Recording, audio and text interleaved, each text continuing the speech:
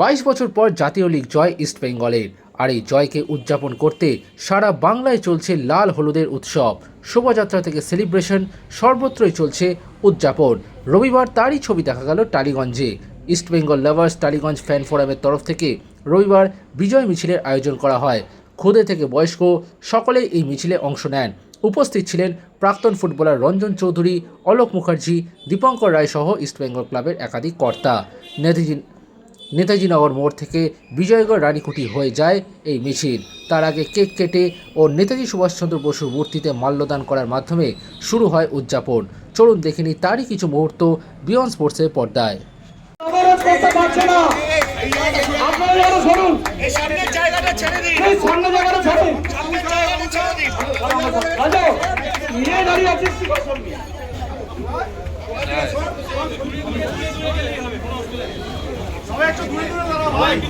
Junior টিমের মহাদেব চক্রবর্তী জানাই। এখন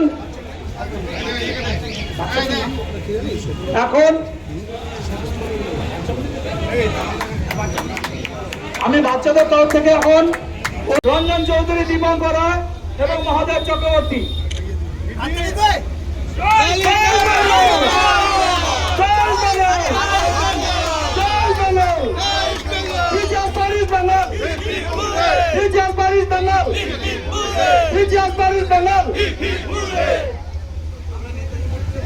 আমরা এখন নেতাজি মূর্তিতে মাল্যদান করা হবে। অলোক মুখার্জির নেতৃত্বে দীপঙ্কর রায় এবং রঞ্জন চৌধুরী, মহাদেব চক্রবর্তী মিলে বিদেশের মাটিতে অসংখ্য সুবর্ণ সহিত অসংখ্য ফুটবল নদীকোটায় তারা স্থান করে নিয়েছেন। 2025 কাপি আইএসএল চ্যাম্পিয়নশিপের এবং একই সাথে